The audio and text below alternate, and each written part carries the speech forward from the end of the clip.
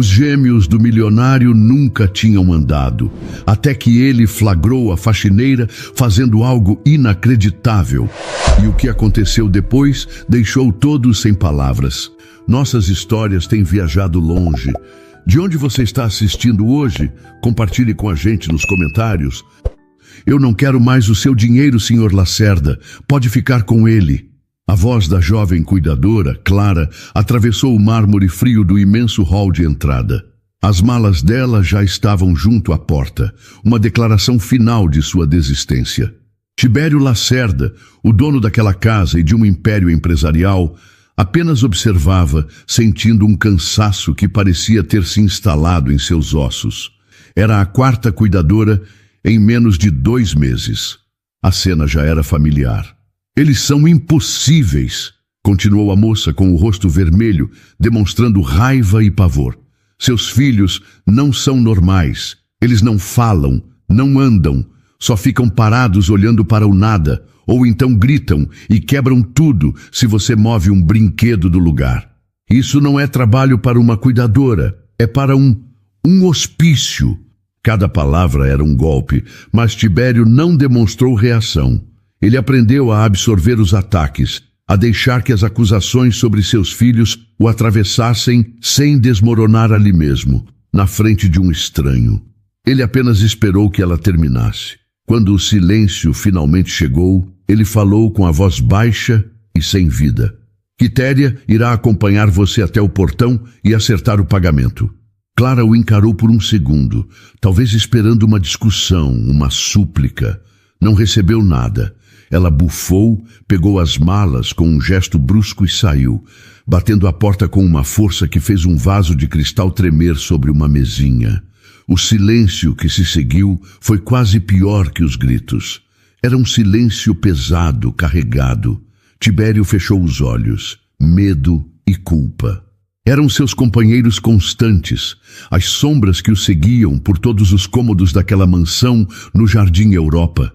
Um lugar onde o luxo e a perfeição dos jardins não conseguiam esconder a tristeza que manchava as paredes. Há 1 ano, aquela casa tinha risadas. Tinha a voz de Isadora, sua esposa. Agora, só tinha o vazio.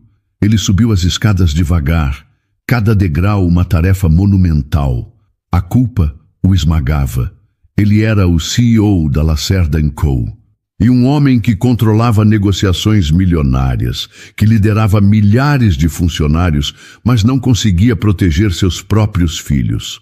Não conseguiu proteger Isadora do acidente que a levou e agora não conseguia tirar Otto e Lino da prisão de silêncio em que viviam desde aquele dia. A porta do quarto de brincar estava entreaberta. Ele espiou. Os gêmeos de 5 anos estavam no chão, sobre o tapete macio, exatamente como a cuidadora descreveu. Lino, o mais novo por 7 minutos, olhava fixamente para a janela, seus olhos grandes e escuros perdidos em algum ponto do jardim. Ele parecia ter se desligado do mundo, uma defesa contra qualquer som ou movimento que pudesse assustá-lo.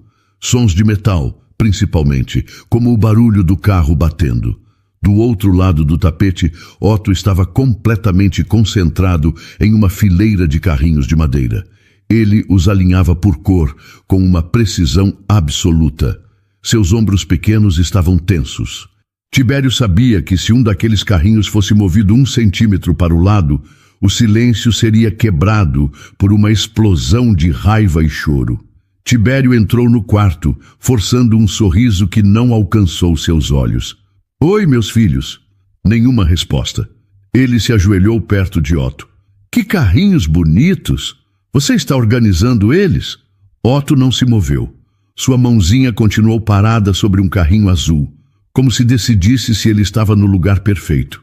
Tibério estendeu a mão, pensando em tocar o cabelo do filho, mas hesitou. Seu toque poderia ser o gatilho. O medo de provocar uma crise o paralisava. Ele se virou para Lino. "Lino, o que você está vendo lá fora?" "Um passarinho." O menino continuou imóvel, respirando de forma suave e regular. Era como se seu pai não estivesse ali. Para eles, talvez ele realmente não estivesse. Tibério se sentia um fantasma em sua própria casa, assombrando a vida de seus filhos. A dor da perda de Isadora era uma ferida aberta, mas a dor de ver seus meninos assim, perdidos dentro de si mesmos, era uma agonia lenta e diária. Ele se levantou e foi até a janela, tentando ver o que prendia a atenção de Lino. Não havia nada, apenas as árvores e o céu cinzento de São Paulo. Senhor Tibério, a voz suave de Quitéria, a governanta que estava com a família há mais de 20 anos, veio da porta. Ele se virou. O rosto dela mostrava uma preocupação contida. Ela já foi? Ele perguntou, embora já soubesse a resposta. Sim, senhor. Quitéria olhou para os meninos e seu olhar se encheu de uma tristeza profunda. O senhor precisa descansar. Eu não consigo, Quitéria. Olhe para eles. Eles precisam de tempo, senhor, e talvez de um tipo diferente de ajuda. Tibério passou a mão pelo rosto, sentindo a barba por fazer. Eu já trouxe os melhores médicos, os melhores psicólogos. Eles dizem que é um trauma, que precisamos ter paciência. Mas como se tem paciência quando seus filhos parecem estar desaparecendo na sua frente? Ele se afastou da janela, sentindo as paredes do quarto se fecharem sobre ele. O luxo ao redor, os brinquedos caros, os móveis planejados, as roupas de grife, tudo parecia uma piada de mau gosto.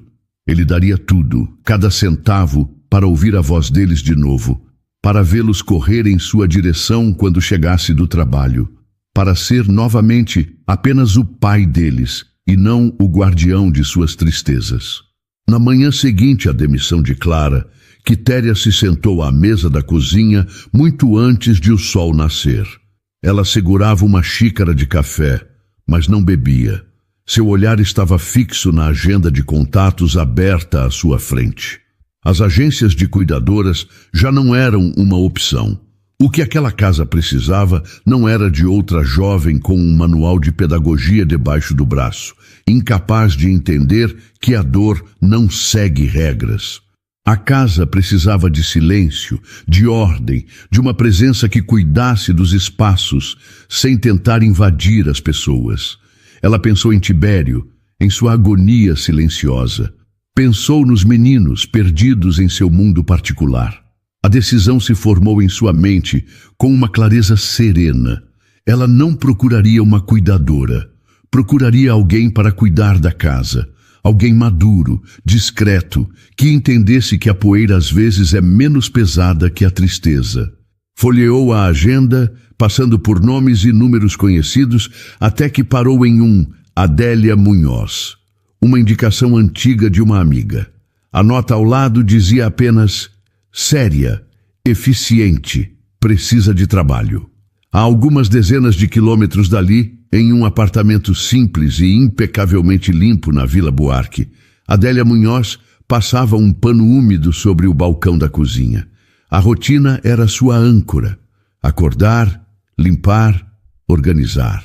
Eram movimentos que seu corpo fazia sem que sua mente precisasse se envolver demais. O pensamento era um território perigoso, um lugar onde a imagem de um menino sorridente de cabelos cacheados ainda a esperava. Bruno. Ela empurrou a memória para o fundo, como fazia todos os dias. O luto era uma caixa que ela mantinha fechada, mesmo sabendo que seu peso a acompanhava por toda parte. Quando o telefone tocou, o som pareceu cortar o silêncio da manhã. Ela atendeu, com a voz calma e neutra. Alô? Senhora Adélia Munhoz? A voz do outro lado era educada, firme. Meu nome é Quitéria. Falo da parte de Maria do Carmo. Ela me passou seu contato para um serviço de limpeza. Adélia sentiu uma pequena ponta de alívio. O dinheiro estava acabando. Sim, sou eu, bom dia. Em que posso ajudar? Eu sou a governanta de uma casa no Jardim Europa, explicou Quitéria, escolhendo as palavras com cuidado. É uma casa grande. O trabalho é de faxina geral, de segunda a sexta, horário comercial. Mas eu preciso ser honesta, senhora Adélia. É uma casa que precisa de paz. O patrão é um homem bom, mas passa por um momento difícil. Adélia permaneceu em silêncio, ouvindo. Ela entendia o que não era dito. Casas grandes guardavam problemas grandes. E tem os 2 filhos dele, continuou Quitéria, a voz baixando um pouco. 2 meninos de 5 anos. Eles são muito quietos. O ideal é que a senhora faça seu trabalho sem interagir muito. Apenas manter tudo em ordem. A senhora acha que consegue trabalhar assim? A menção às crianças fez algo se apertar dentro do peito de Adélia. Uma dor antiga, familiar. Ela quase recusou. Mas a necessidade era mais forte que a memória. Limpar, focar no chão, nas janelas, nos móveis. Ela conseguiria fazer isso. Sim, senhora, eu sou uma pessoa discreta. Quando posso começar? Naquele mesmo dia, Adélia desceu do ônibus e se viu diante dos portões altos da mansão Lacerda. O lugar era exatamente como ela imaginou. Imponente, perfeito e frio. Os jardins eram obras de arte, mas não havia um brinquedo fora do lugar, um sinal de vida infantil. Quitéria a recebeu na porta, com um sorriso contido. Seja bem-vinda, Adélia. Entre, por favor. Enquanto Quitéria a guiava pelos cômodos, explicando as tarefas, Adélia observava. Seu olhar era diferente. Ela tinha uma capacidade incomum de ver o que não era mostrado, de sentir o que não era dito. Via a rigidez na decoração, a ausência de fotos recentes, o ar pesado que nenhuma janela aberta conseguia ventilar. Então, do corredor, ela os viu. Quitéria parou diante de uma porta de vidro que dava para uma sala de brinquedos ensolarada. Ali são os meninos, Otto e Lino. Adélia olhou. Um menino alinhava carrinhos com uma concentração feroz. O outro olhava para o teto, completamente ausente. Eram apenas 2 crianças pequenas, mas um instinto profundo, nascido de uma dor que ela conhecia muito bem, a fez ver além do silêncio. Viu os ombros tensos de Otto, um sinal claro de que ele precisava desesperadamente controlar alguma coisa em seu mundo. Viu o olhar vazio de Lino, o olhar de alguém que aprendeu a se desligar para sobreviver. Seu coração deu um salto doloroso. Ela sentiu a atmosfera do lugar. Era um ambiente onde a calma parecia frágil, prestes a se quebrar a qualquer instante com o movimento errado. Uma pontada de náusea a atingiu. Era demais. Parecido demais com o que ela um dia... Adélia, está tudo bem? Perguntou Quitéria, notando sua hesitação. Adélia piscou, forçando o rosto a voltar para uma expressão neutra. Ela se recompôs, agarrando-se à simplicidade de sua nova função com todas as forças. Sim, claro. Desculpe. A casa é muito grande, só isso. Mentiu. Por onde a senhora quer que eu comece a limpeza? Quitéria pareceu satisfeita com a resposta. Pode começar pela cozinha. Vou mostrar onde ficam os produtos. Adélia concordou, aliviada por se afastar daquela porta de vidro. Seu trabalho era com baldes e panos, não com as tristezas de uma família que ela não conhecia. E era exatamente assim que as coisas precisavam continuar. O primeiro dia de trabalho de Adélia na mansão Lacerda foi uma imersão em um silêncio organizado e frágil. Ela se movia pelos cômodos como uma sombra, armada com panos e produtos de limpeza, focada em sua tarefa. Quitéria havia sido clara. A discrição era fundamental. Adélia pretendia honrar o acordo. Ela estava ali para limpar superfícies, não para decifrar pessoas. Mas os meninos estavam por toda parte, mesmo quando não eram vistos. A presença deles estava na ordem intocável dos brinquedos, na comida mal tocada na cozinha, nas portas que permaneciam sempre entreabertas. Naquela primeira tarde, enquanto espanava uma estante na sala de estar, ela teve um vislumbre do mundo de Otto. O menino estava no tapete, criando uma cidade com blocos de madeira. A estrutura era perfeitamente simétrica, cada peça alinhada com uma precisão matemática. Adélia, ao se esticar para alcançar o topo da estante, esbarrou com o cotovelo em um pequeno soldado de chumbo que guardava a entrada da cidade de blocos. A peça tombou com um baque suave. O efeito foi imediato e desproporcional. O silêncio foi rompido por um grito agudo, um som de pura angústia que não parecia caber em um corpo tão pequeno. Otto se encolheu no chão, as mãos sobre as orelhas, o rosto vermelho. Não era uma birra, era pânico. Quitéria apareceu em segundos, o rosto cansado de quem já viveu aquela cena centenas de vezes. Ela não olhou para Adélia, mas para o menino. Calma, meu bem, calma, já vamos arrumar. Com movimentos lentos e cuidadosos, ela se ajoelhou, pegou o soldado de chumbo e o colocou exatamente no mesmo lugar, na mesma posição. Aos poucos, os gritos de Otto diminuíram até se transformarem em soluços baixos. Ele não olhou para nenhuma das duas, apenas fixou os olhos no soldado, agora de volta ao seu posto, e sua respiração começou a se acalmar. Quitéria se levantou e falou com Adélia em um sussurro, enquanto o menino ainda se recuperava do susto. Não se preocupe, não foi sua culpa. Com o Otto, tudo precisa estar sempre no mesmo lugar. É o jeito dele de manter as coisas seguras. Adélia apenas concordou com a cabeça, o coração apertado. Ela sentiu uma pontada de reconhecimento naquela necessidade de ordem, na tentativa desesperada de controlar um pequeno pedaço do mundo, quando todo o resto parecia ter desmoronado. Mais tarde, o mundo de Lino se revelou. Adélia estava na cozinha, polindo a bancada de aço, quando um entregador deixou cair uma caixa de metal no pátio de serviço. O barulho foi alto, um estrondo que fez Adélia se sobressaltar. Do seu lugar na sala, Lino, que estava sentado no sofá, olhando um livro de figuras, sem realmente vê-lo, enrijeceu. Adélia olhou para ele instintivamente. O menino não gritou como o irmão. Ele fez o oposto. Seus ombros se encolheram. Seus olhos se arregalaram por um instante com um terror profundo. E então, como uma vela sendo apagada, ele se apagou. O olhar ficou vago, o corpo perfeitamente imóvel. Ele se desligou, viajando para um lugar seguro dentro de si mesmo, longe do som que o lembrava do acidente. Quando Quitéria passou pela sala minutos depois, viu o estado do menino e apenas suspirou. Ah, Lino, esses barulhos o assustam muito, disse ela para Adélia, em um tom de explicação triste. Ele fica assim por um tempo, depois volta. Adélia observou o menino, sentindo uma imensa compaixão.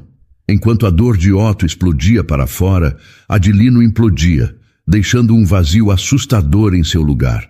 Eram dois irmãos gêmeos, respondendo ao mesmo trauma de formas opostas, cada um preso em sua própria ilha de sofrimento. No final do dia, enquanto guardava seus materiais, viu Tibério chegar.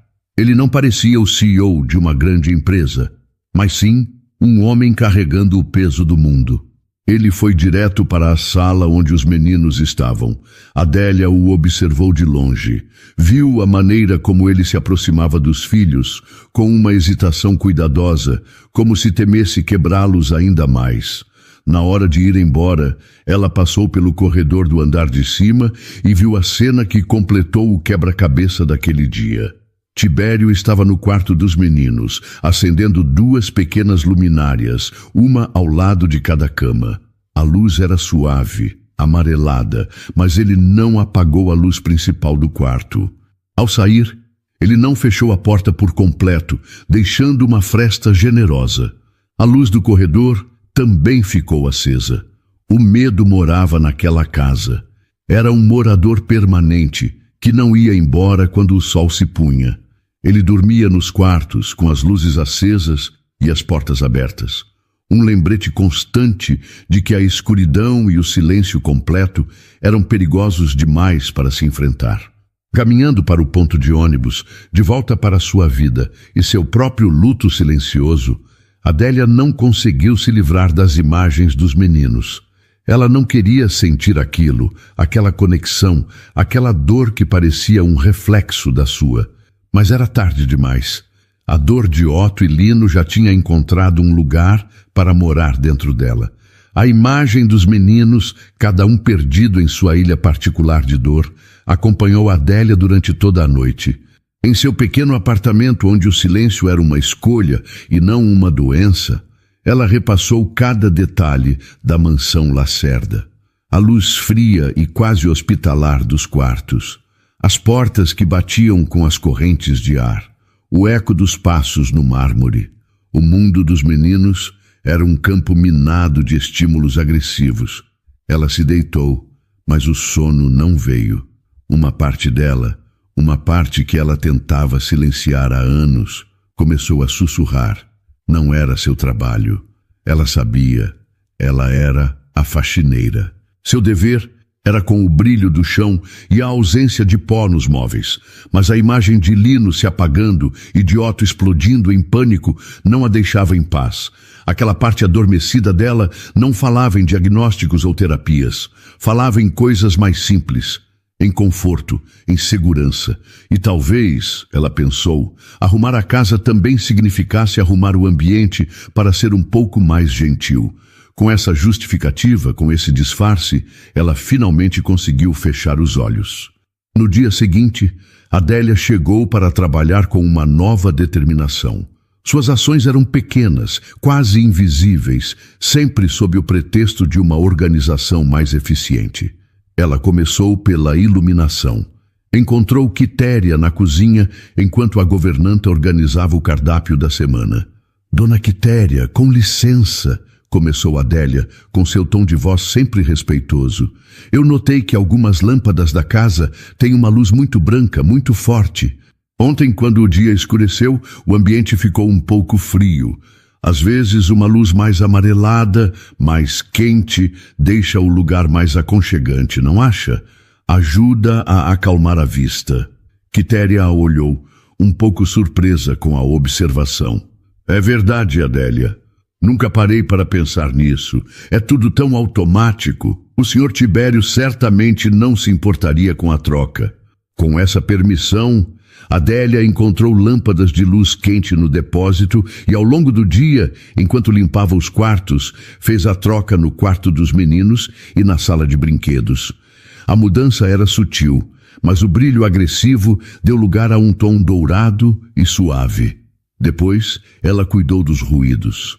Na sala de jantar, as cadeiras arrastavam no chão de madeira com um som agudo. Adélia, com a desculpa de que isso pode riscar o verniz, passou a manhã colando pequenos discos de feltro em cada pé de cadeira. A porta da biblioteca, que batia com o vento, ganhou um peso de porta discreto que ela encontrou em um armário. Para não estragar a parede, Dona Quitéria, explicou, e a governanta apenas concordou, satisfeita com tamanha atenção aos detalhes. Seu projeto mais ousado veio à tarde. Em um canto da sala de brinquedos que parecia pouco usado, Adélia criou o que para si mesma chamou de estação de calma. Ela limpou o local e estendeu um pequeno tapete de lã, incrivelmente macio ao toque. Depois, arrumou em uma cesta de vime alguns objetos que encontrou durante a limpeza. Uma pedra de rio lisa e pesada, um retalho de veludo azul, uma escova com cerdas muito suaves e uma pinha seca. Quando Quitéria passou e viu, Adélia logo se adiantou. Eu estava limpando o armário do corredor e achei essas coisas guardadas. Pensei que os meninos poderiam se distrair um pouco com elas aqui neste cantinho. Se a senhora achar que não é bom, eu guardo de novo. Deixe aí, Adélia. Não faz mal nenhum, disse Quitéria, dando de ombros. A peça final de sua estratégia silenciosa foi o quadro de previsibilidade. Ela comprou uma pequena lousa magnética e alguns ímãs com desenhos simples. Apresentou a ideia para Quitéria com o pretexto de se ajudar. Sabe, Dona Quitéria, a casa é tão grande e com tantas rotinas que às vezes eu me perco no que preciso fazer em seguida. Pensei em fazer um quadro simples, com desenhos, só para a gente se organizar melhor. Ela mostrou os ímãs. Um sol para a manhã e as brincadeiras, um prato para a hora do almoço, uma banheira para o banho, uma lua para a hora de dormir. Ajuda até a mim a não me esquecer de nada. Era a desculpa perfeita. Parecia apenas um zelo de uma funcionária organizada. Mas o verdadeiro propósito era dar a Otto e Lino um mapa do dia, uma forma de antecipar as transições que tanto os desestabilizavam. No final daquele dia, Adélia viu o primeiro resultado, minúsculo, quase imperceptível. Otto, antes de ir para o jantar, parou e olhou para o quadro, onde o ímã de prato estava ao lado do ímã de sol. Ele não surtou quando Quitéria o chamou. Apenas se levantou e foi, um pouco menos tenso. Mais tarde, de longe, Adélia viu Lino, que parecia agitado, caminhar lentamente até o canto do tapete macio. Ele se sentou e pegou a pedra lisa, sentindo seu peso e sua textura na palma da mão. Sua respiração, antes curta, pareceu se aprofundar um pouco. Ninguém mais notou, mas Adélia notou, e ao observar, sentiu um calor no peito, uma pequena chama de esperança. E junto com ela, o medo. O medo de que aquela chama iluminasse segredos que ela lutava para manter na escuridão. As semanas passaram, e as pequenas mudanças de Adélia se tornaram parte da rotina da mansão. A casa estava visivelmente mais calma.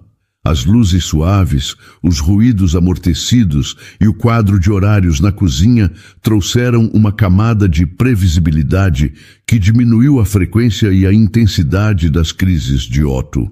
Lino também parecia menos propenso a se desligar, permanecendo presente por períodos mais longos. Mas Adélia sabia que a segurança por si só não era suficiente. A apatia era agora o principal inimigo. Os meninos estavam seguros em seu casulo, mas continuavam presos nele.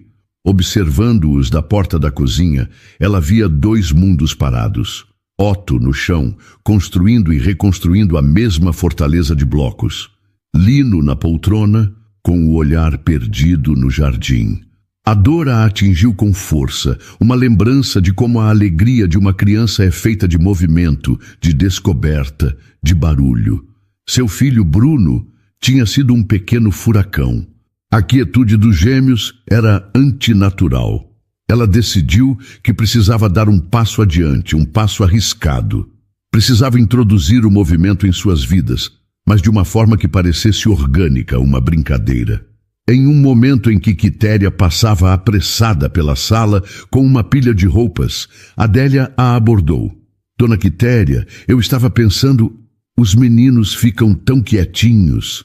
Pensei em algumas brincadeiras, coisas bobas para fazer enquanto eu arrumo, para quebrar um pouco o silêncio e gastar a energia deles. Quitéria parou, a mente claramente em outras tarefas. Faça o que achar melhor, Adélia. Desde que não os agite demais. Você tem se mostrado muito sensata. Era a permissão vaga de que Adélia precisava. E assim, ela começou, sempre em momentos em que estava a sós com os meninos. Quando notava Otto ficando tenso com seus brinquedos, ela começava o jogo do comandante em voz baixa, como se falasse consigo mesma. Comandante Adélia se preparando, puxando o ar em 3 segundos, segurando por 4, soltando o ar bem devagar. Após alguns dias, ela percebeu que a respiração do menino começava a seguir o ritmo da dela, de forma quase imperceptível, acalmando-o antes que a crise se instalasse. Seu próximo passo foi a pista do corredor. Com a desculpa de que o corredor longo era muito sem graça e que as fitas a ajudariam a guiar o aspirador, ela criou o caminho colorido. Em um momento de silêncio, quando estava limpando os vidros da sala, ela viu de relance. Lino, o observador, se arrastou até a fita amarela e traçou o contorno dela com o dedo. Otto, o menino da ordem, ficou intrigado e começou a alinhar seus carrinhos ao longo da fita vermelha. Ninguém mais viu, apenas Adélia. A maior ousadia veio em uma tarde na cozinha. Ela estava sozinha com os meninos, preparando a massa de um bolo. Eu preciso de ajuda, anunciou ela em um tom divertido. Preciso de heróis da cozinha para uma missão muito importante. Ela colocou uma tigela de plástico na bancada mais baixa da cozinha. A missão de vocês é segurar esta tigela com muita força enquanto eu coloco a farinha. Mas heróis precisam ficar em pé para terem super força. Lino hesitou, mas Otto, atraído pela ideia da missão, se arrastou até a bancada. Com um esforço visível, ele se apoiou primeiro nos joelhos e depois, agarrando-se à bancada, impulsionou o corpo para cima. Suas pernas tremeram violentamente, mas ele se manteve firme, os olhos fixos na tigela. Adélia prendeu a respiração. Aquele era um gesto que, ela tinha certeza, não acontecia naquela casa há mais de um ano. Otto ficou de pé por 5 longos segundos. Vendo o irmão, Lino o imitou. Ele se ergueu mais instável e ficou em pé por talvez 3 segundos antes de suas pernas cederem e ele voltar a se sentar no chão. Mas ele havia tentado. O coração de Adélia batia descontrolado. Ela continuou a brincadeira como se nada extraordinário tivesse acontecido, elogiando seus valentes heróis. Minutos depois, usou um carrinho de brinquedos leve para criar a entrega especial. "Tenho uma entrega secreta para fazer na sala", disse ela, colocando um único biscoito no carrinho. "Quem pode me ajudar a levar este tesouro?" Otto empurrou o carrinho, usando-o como um andador improvisado.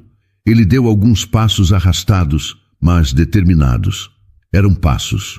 Lino o seguiu, com a mão no ombro do irmão, como se buscasse coragem. Quando terminaram, os meninos voltaram para seus cantos silenciosos, como se nada tivesse acontecido. Ninguém mais na casa sabia. Não havia testemunhas. O segredo era apenas de Adélia. E enquanto ela limpava a farinha do balcão, sentiu uma onda de esperança tão forte que era quase dolorosa. As vitórias eram reais, e com elas o perigo. Pois cada passo trêmulo dos meninos era um passo que a afastava de seu disfarce de faxineira e a aproximava perigosamente de quem ela era antes de Bruno. Os dias na mansão Lacerda começaram a encontrar um novo ritmo, uma melodia suave que tocava por baixo do silêncio habitual. As vitórias de Adélia, conquistadas em segredo, começaram a se acumular, pequenas pedras que juntas construíam a fundação de algo novo. Eram momentos que só ela via, tesouros que guardava para si com uma mistura de euforia e pavor. Ela via Otto, que antes não tolerava o toque de seus joelhos no chão, agora passar longos minutos ajoelhado sobre a pista do corredor, concentrado em alinhar seus carrinhos ao longo da fita azul. Ele sustentava o próprio peso por períodos cada vez maiores, o esforço esquecido em nome da ordem que tanto amava. Com Lino, Adélia inventou a caça ao tesouro com adesivos. Ela colava pequenas estrelas brilhantes e texturizadas em lugares baixos e inesperados. No pé de uma cadeira, na parte de baixo de uma mesa, na estante de livros. Depois, em tom de segredo, dizia: "Lino, acho que vi um tesouro brilhando perto do sofá.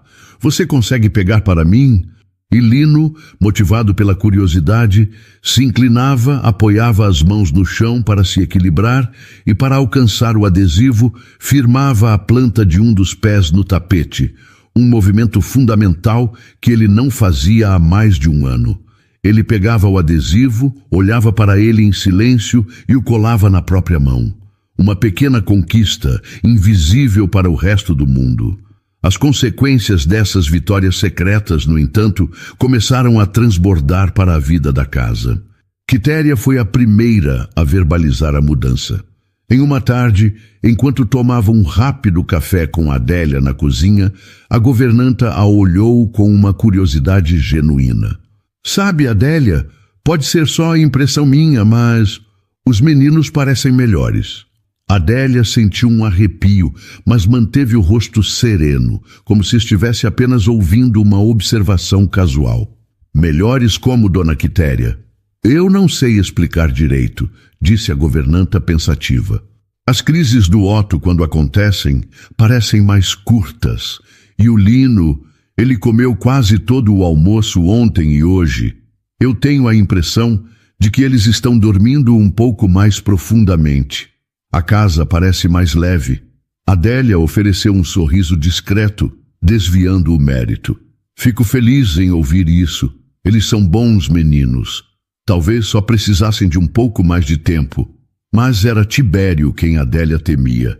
Submerso em seu trabalho e em seu luto, ele era uma presença distante, mas atenta.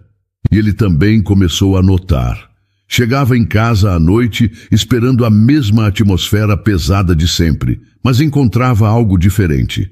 Um silêncio menos opressivo, uma calma que não era apatia. Certa noite ele entrou na sala de brinquedos e viu Lino folheando um livro. A diferença era sutil. Antes, ele apenas segurava o objeto, os olhos vazios. Agora, seu dedo traçava uma das figuras, um pequeno barco. Parecia haver um pingo de interesse ali.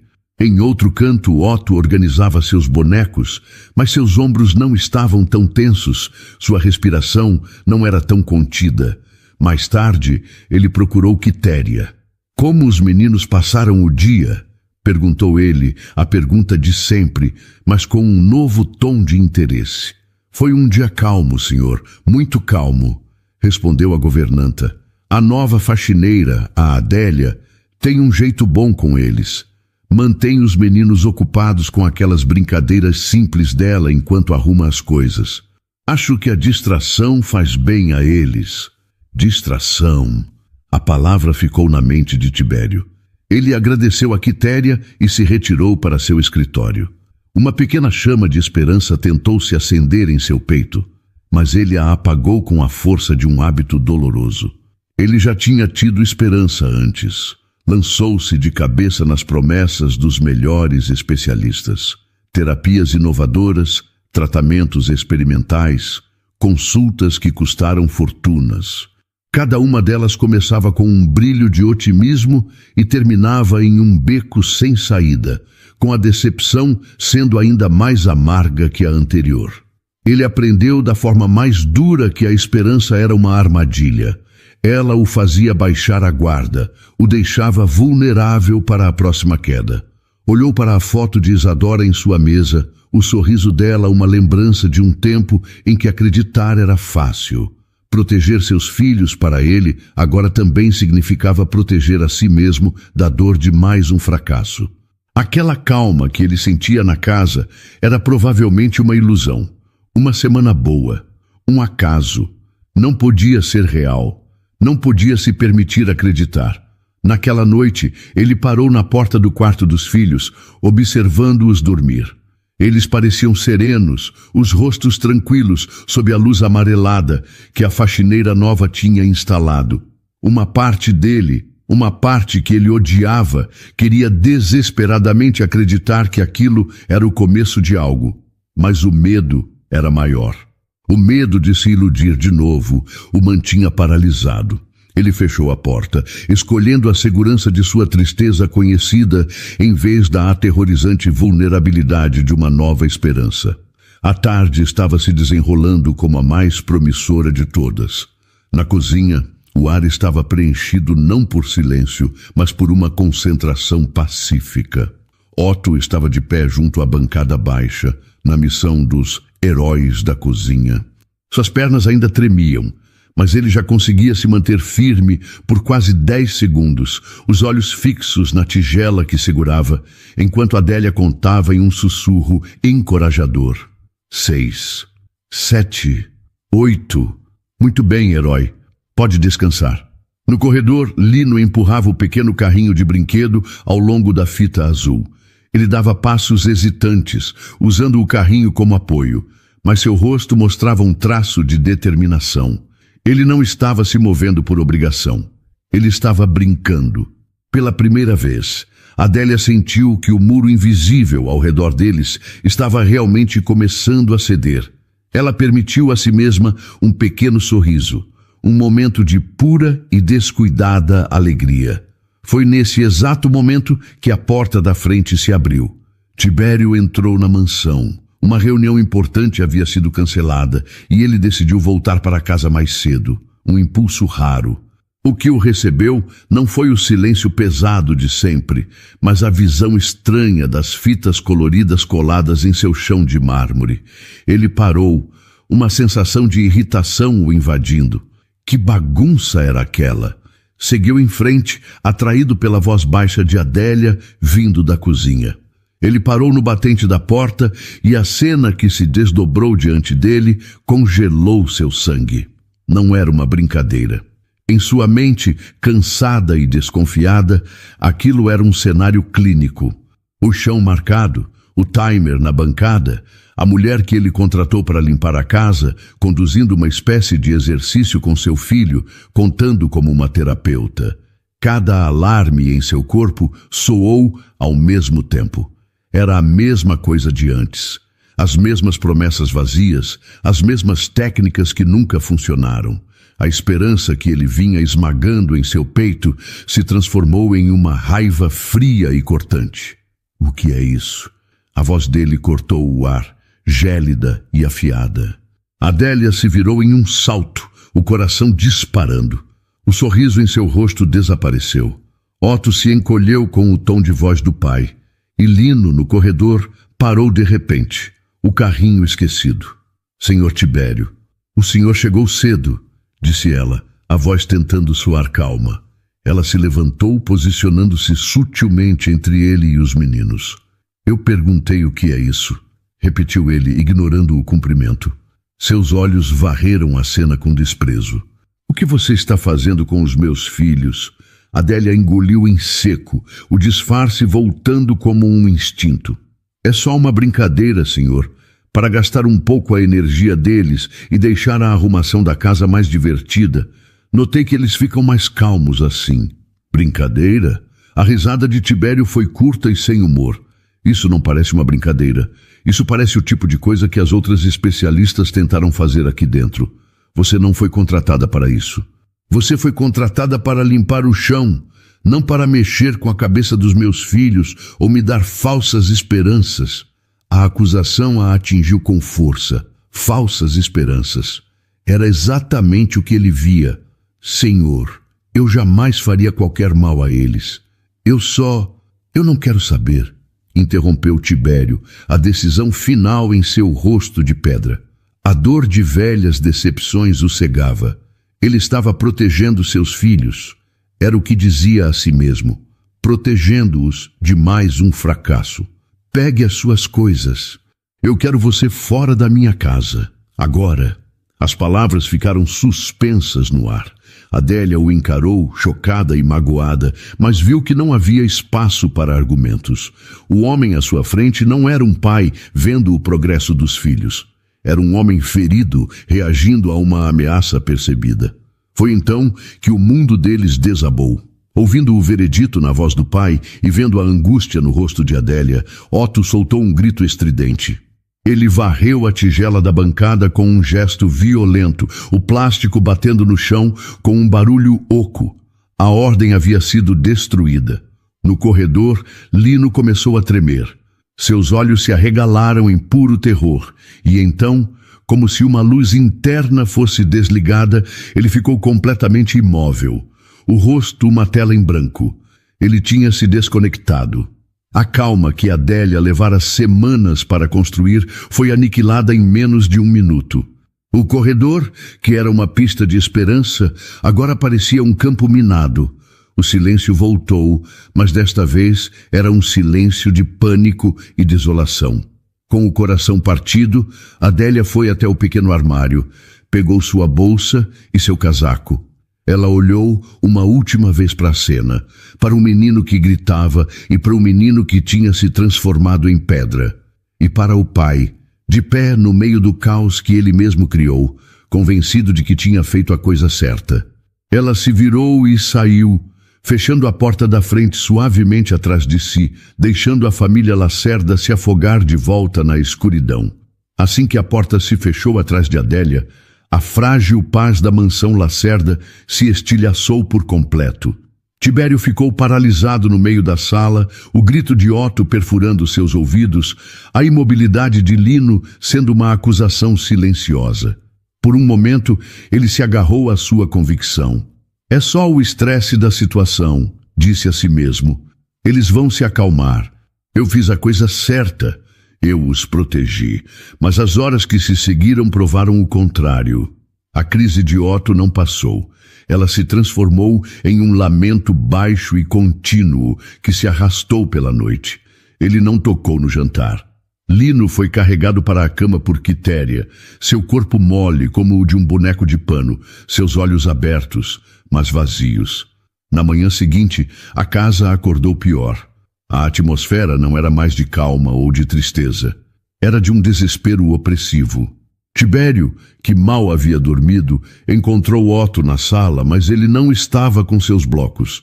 Os brinquedos que antes eram seu santuário de ordem estavam espalhados pelo tapete, abandonados. O menino estava encolhido em um canto, recusando-se a olhar para qualquer pessoa. Na mesa do café da manhã, o prato de Otto ficou intocado. "Filho, você precisa comer. Só um pouco", pediu Tibério, a voz mais suave do que se sentia. Otto virou o rosto. O gesto, uma rejeição absoluta. A situação de Lino era ainda mais alarmante. Ele não havia saído da cama. Quitéria tentou levá-lo ao banheiro, vesti-lo, mas o menino permanecia deitado, virado para a parede. Seu refúgio dentro de si mesmo tinha se tornado uma fortaleza impenetrável. O dia se arrastou como uma tortura. Tibério cancelou suas reuniões, incapaz de sair de casa. Ele andava de um lado para o outro, a impotência o consumindo. Tentou de tudo. Ofereceu brinquedos novos, prometeu passeios, até mesmo levantou a voz em um momento de pura frustração, algo que se arrependeu no instante seguinte. Nada. Era como se a partida de Adélia tivesse levado com ela a chave que abria o mundo dos seus filhos. No final da tarde, a tensão entre ele e Quitéria era quase insuportável. "Ele não comeu nada o dia inteiro, Quitéria", disse Tibério, a voz carregada de pânico. "E Lino não se mexe. Talvez eu deva chamar um médico." Quitéria, que limpava a cozinha com uma eficiência silenciosa e julgadora, parou e olhou para ele. "O médico vai receitar um remédio, senhor, mas o que eles sentem não se cura com remédio." Ela fez uma pausa antes de proferir as palavras que Tibério não queria ouvir. Talvez eles sintam falta dela, das brincadeiras. Ele não respondeu, apenas deu as costas e subiu para o quarto dos meninos. O comentário de Quitéria era uma pontada direta em sua culpa. A noite caiu, e com ela um silêncio doentio. Tibério colocou Otto na cama, um corpo rígido e sem reação.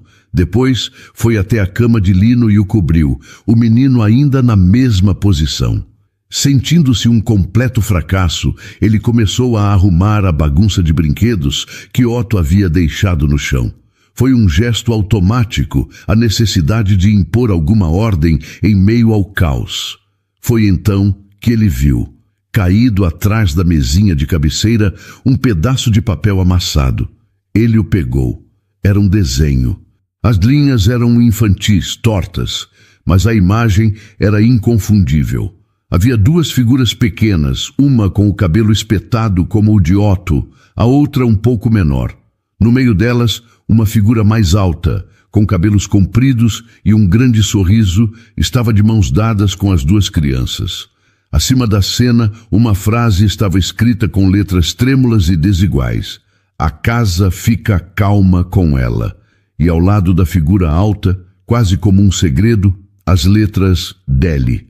Tibério se sentou no chão, o papel tremendo em suas mãos. O ar sumiu de seus pulmões. Aquela não era a análise de um especialista, não era a opinião de uma cuidadora, era um boletim vindo diretamente do coração de seus filhos. A verdade, pura e simples, em um pedaço de papel. E com a verdade veio a clareza, uma clareza devastadora. Ele não havia demitido Adélia para proteger Otto e Lino. Ele a demitiu para se proteger. Ele viu nela um sucesso que ele, com todo o seu dinheiro e poder, não conseguiu comprar. Viu uma esperança que ele não tinha mais coragem de sentir.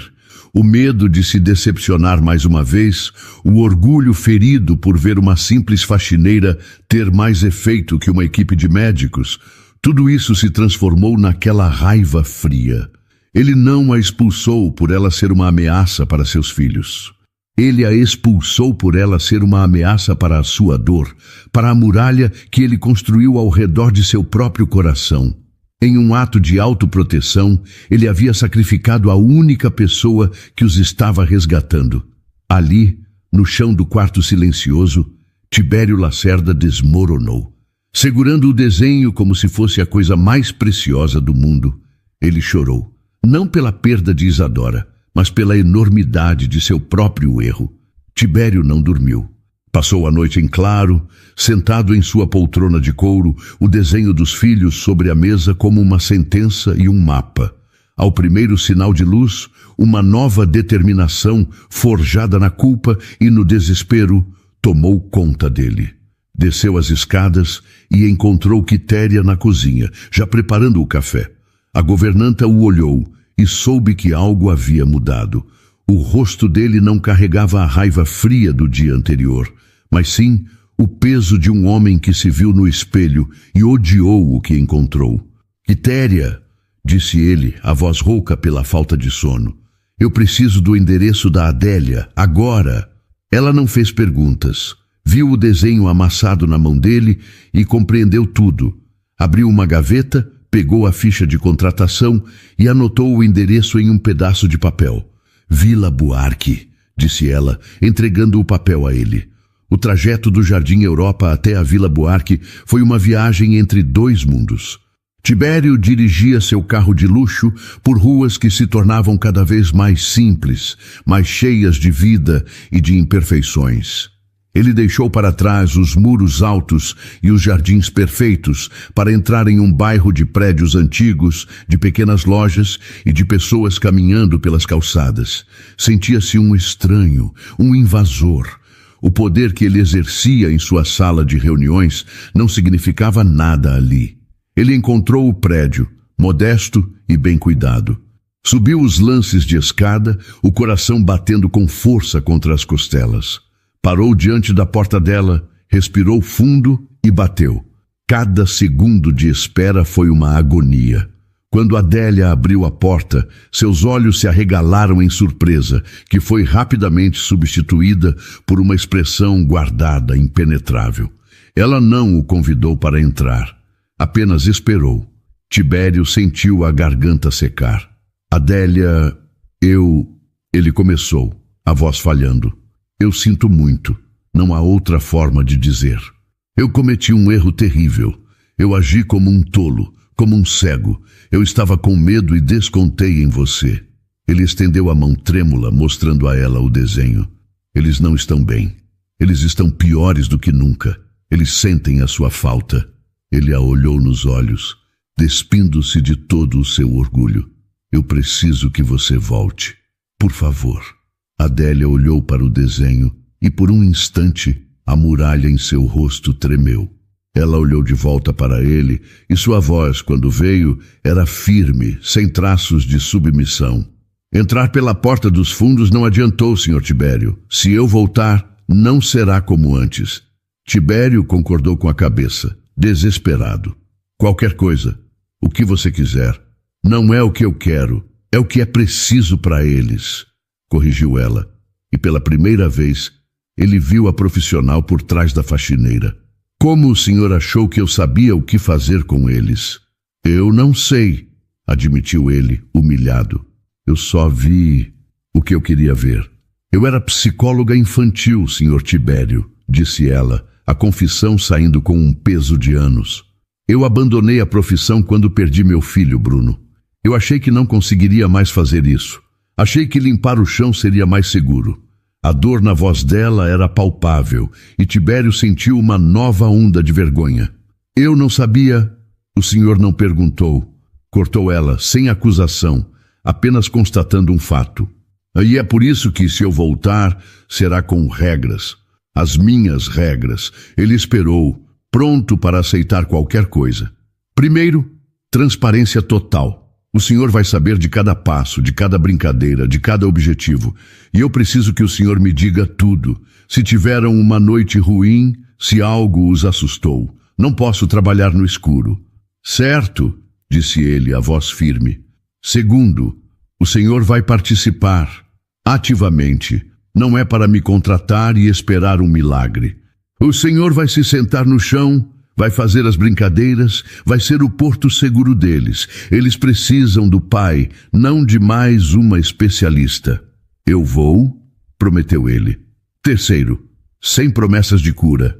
Eu não vou prometer que eles vão andar ou falar amanhã. O que eu posso prometer é que vamos trabalhar por 1% de melhora a cada dia. 1 segundo a mais em pé, uma crise mais curta. Metas pequenas, possíveis e reais. O Senhor consegue aceitar isso sem criar falsas esperanças? A pergunta era um teste direto à sua maior fraqueza. Sim, respondeu ele com sinceridade. Consigo. E por último, concluiu Adélia, o olhar fixo no dele. Eu não volto como faxineira. E também não volto como psicóloga. Aquela Adélia não existe mais. Se eu voltar, será como coordenadora de rotina e desenvolvimento. Meu propósito será criar um ambiente onde eles se sintam seguros para tentar. É um trabalho de propósito, não de título. O senhor entende? Tibério olhou para aquela mulher, para sua força, sua clareza, sua dor. Ela não estava pedindo um emprego. Estava oferecendo um caminho, uma parceria. Entendo, disse ele com uma convicção que não sentia há muito tempo. Coordenadora de rotina e desenvolvimento. Eu aceito todas as condições. Por favor, Adélia, volte. A manhã seguinte nasceu cinzenta e chuvosa. O som das gotas batendo nas janelas da mansão, criando uma melodia suave e introspectiva. Adélia não entrou pela porta dos fundos. Entrou pela entrada principal, onde Tibério a esperava. Ele não vestia seu terno de CEO, mas uma calça casual e uma camisa simples. Seus olhos, embora cansados, não continham a sombra da raiva, apenas a luz frágil de uma determinação recém-nascida. Bom dia, Adélia, disse ele, a formalidade de senhor ausente de sua voz. Bom dia, Tibério, respondeu ela, aceitando a mudança. O primeiro passo era reconstruir a confiança.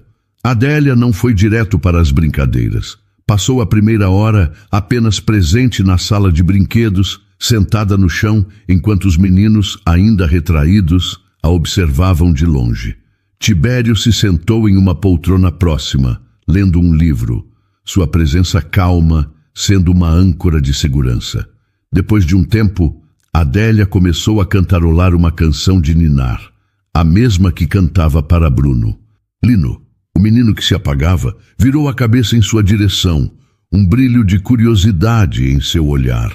Foi o primeiro sinal. Com a paciência de quem entende que a cura é um processo lento, Adélia pegou o rolo de fita adesiva colorida. Vamos reconstruir nossa pista, disse ela, mais para si mesma do que para os outros. Tibério se levantou. Eu ajudo. Juntos, sob o olhar atento dos gêmeos, eles refizeram o caminho de fitas no corredor de mármore.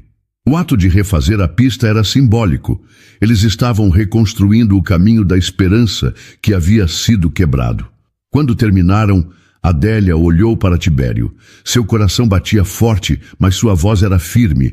Era a hora do teste final do novo pacto. Agora é a sua vez. O senhor será o tesouro no final da pista. O que eu faço? Perguntou ele, a voz cheia de uma humildade que ela nunca tinha ouvido.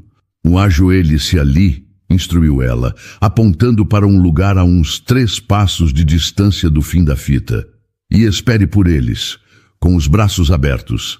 Tibério foi sem hesitar. Ele se ajoelhou no chão frio, um homem acostumado a comandar impérios agora, reduzido à posição mais vulnerável de todas. Um pai esperando por seus filhos. Ele abriu os braços, o rosto uma tela de medo, amor e uma súplica silenciosa. Adélia se aproximou dos meninos e pegou o pequeno carrinho de brinquedo. Olhem, meninos, o papai está esperando por vocês. É a entrega mais especial de todas. Ela deu um empurrãozinho no carrinho. Otto, sempre o mais impulsivo, colocou as mãos sobre ele. Ele o empurrou por um instante, mas então o soltou. Seus olhos se fixaram no pai. naquela figura de braços abertos que era, ao mesmo tempo, um convite e um desafio assustador. Ele se ergueu sobre os joelhos, as pernas tremendo. Então, com um soluço contido, ele levantou um pé, depois o outro. Ele estava de pé, vacilante, o corpo inteiro tremendo com o esforço. Deu um passo. Foi mais um arrastar de pé do que um passo, mas ele não caiu. As lágrimas começaram a rolar por seu rosto, silenciosas.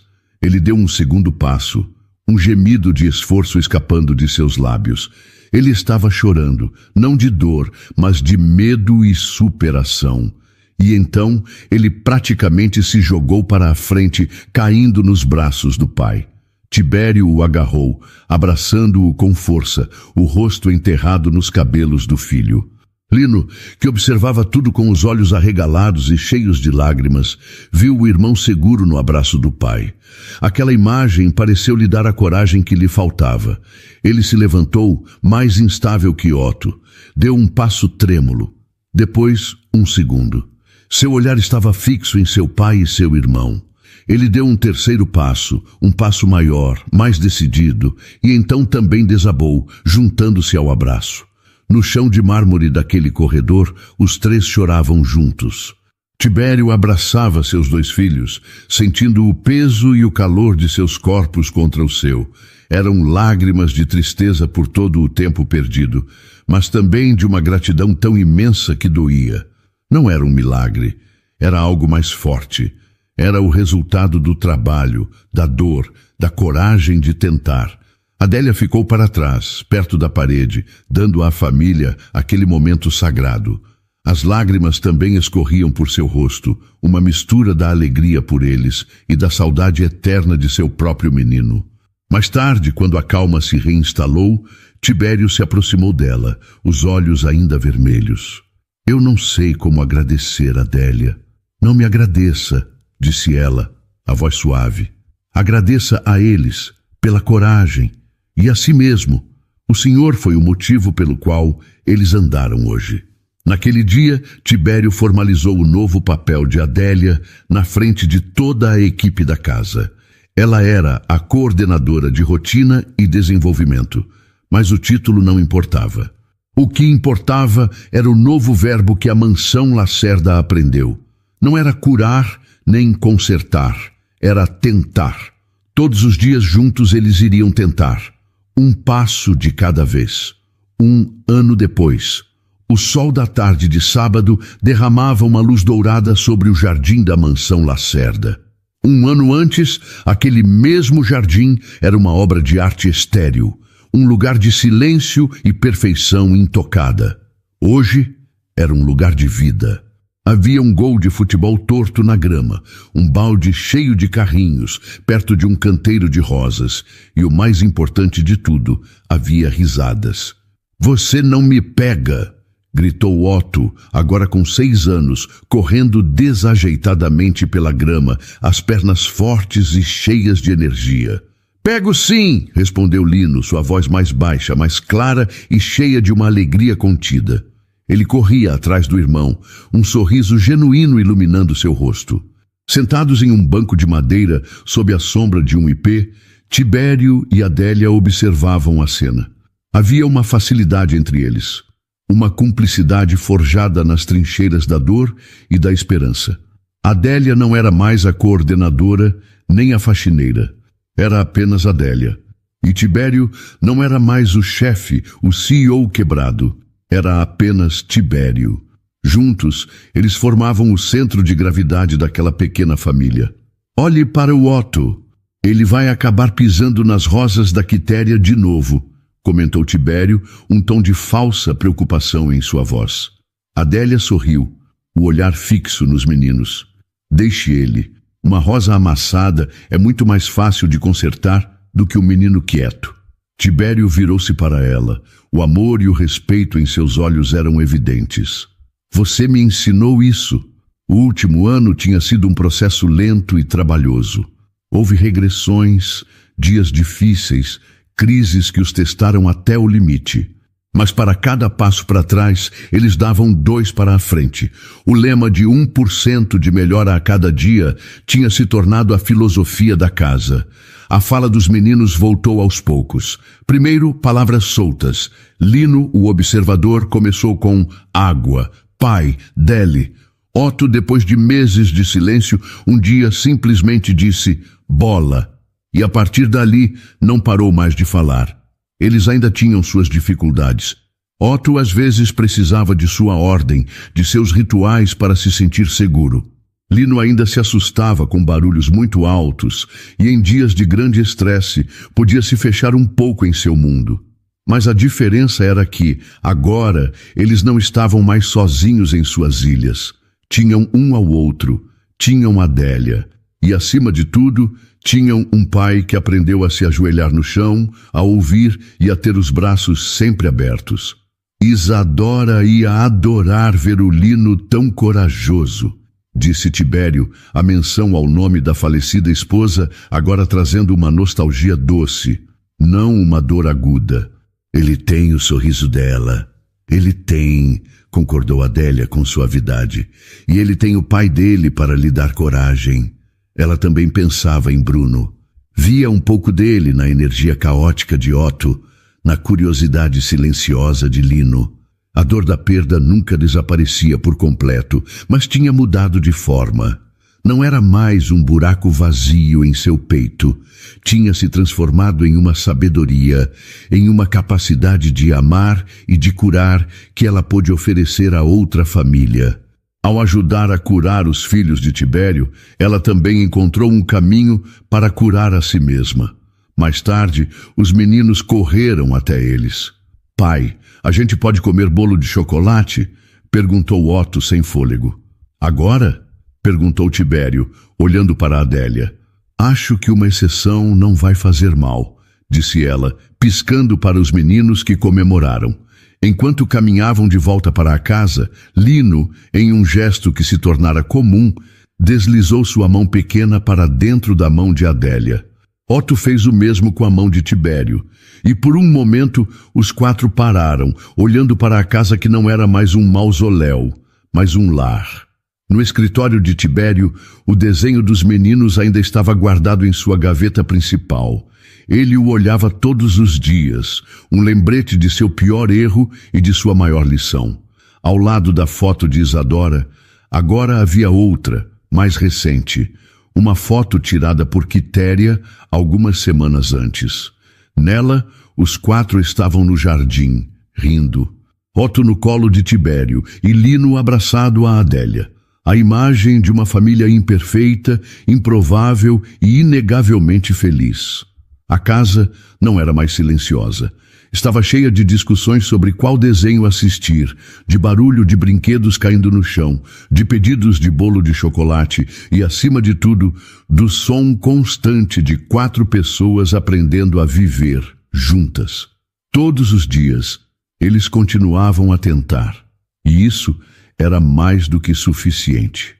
Para toda mulher que já teve o coração ferido por uma perda tão profunda que a fez abandonar sua identidade, que a fez acreditar que seu propósito havia acabado e que a única forma de sobreviver era se escondendo atrás de uma rotina de tarefas simples.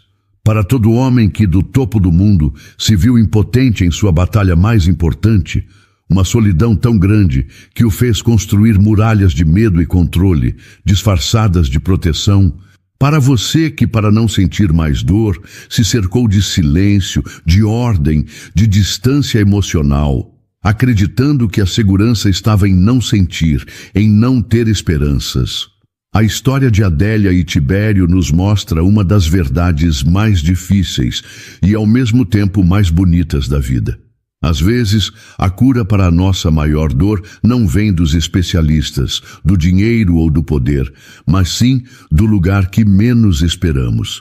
Pode vir de uma faxineira silenciosa que entende a linguagem da alma ou de um CEO que tem a coragem de admitir sua fraqueza. Pode vir de um simples desenho em papel amassado. Ela nos ensina que seguir em frente não é esquecer a ferida, a ausência de Isadora ou a saudade eterna de Bruno, mas sim decidir que a cicatriz não vai mais governar o futuro. É ter a coragem de olhar para o passado, reconhecer a dor que ele causou e ainda assim escolher dar um passo trêmulo em um corredor marcado por fitas coloridas. E nos mostra, acima de tudo, que as pessoas não são definidas por seus títulos, mas pela coragem de suas ações. Uma mulher pode sim usar seu dom mais precioso sem precisar de um diploma na parede. E um homem pode encontrar seu verdadeiro poder não ao fechar um grande negócio, but ao se ajoelhar no chão e abrir os braços para seus filhos, tornando-se ele mesmo o porto seguro. Que esta história seja um lembrete de que um coração bom, mesmo que quebrado pela dor e pela decepção, ainda possui uma capacidade infinita de amar e de se reconstruir.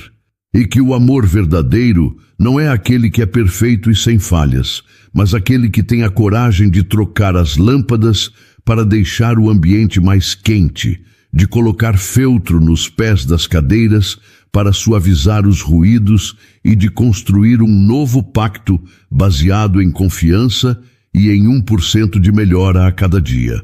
Não feche as portas para a felicidade por medo da dor que já passou. Às vezes, a cura e o amor batem à nossa porta da forma mais inesperada, disfarçados de um novo emprego ou de um pedido de ajuda desesperado. E se tivermos a coragem de acolhê-los, eles podem se tornar a nossa maior e mais bela bênção. E então, o que achou da história? Deixe sua opinião nos comentários. Adoramos saber o que você pensa. Não se esqueça de deixar seu curtir no vídeo para nos apoiar e de se inscrever no canal. Até a próxima!